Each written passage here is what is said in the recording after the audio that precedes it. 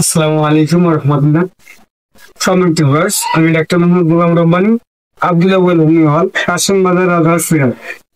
চলে এসলাম আমি আপনাদের মধ্যে প্রতিদিন আজকে নতুন একটি আলোচনা নিয়ে। তো আজকে আলোচনার বিষয় হচ্ছে সেতি বা ধবল। প্রথমেই আমরা জানবো এই রোগের লক্ষণ বা করণীয় কি কারণে আমাদের শরীরে সেতি বা ধবল রোগ হতে পারে। শরীরের কোথাও ছোট্ট একটি ক্ষুদ্র দাড়ি কাটা বা ডোরা কাটার মতো সাদা ধরনের দাগ হতে পারে। পরবর্তীতে এটি আস্তে আস্তে সমস্ত শরীরে এই বড় ধরনের ক্ষত হয়ে থাকে, দেখে বিচ্ছিন্ন দেখা যায় এবং মানুষের দুর্গত বা অদৃশ্য ভাব। যদিও এটা ছোঁয়াচে বা কলিক ডিজিজ নয়, তবুও মানব দেহের ক্ষেত্রে বিশ্রী বা ফ্যাকাশে হয়ে যায়, যার কারণে এটাকে সেতি বা ধবল বলা হয়। এই রোগ সহজেই অদক্ষ হতে চায় না।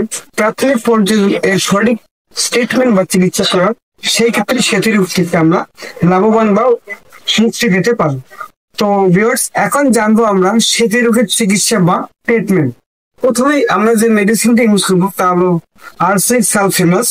আরসেনিক সালফেমাস একটি খুব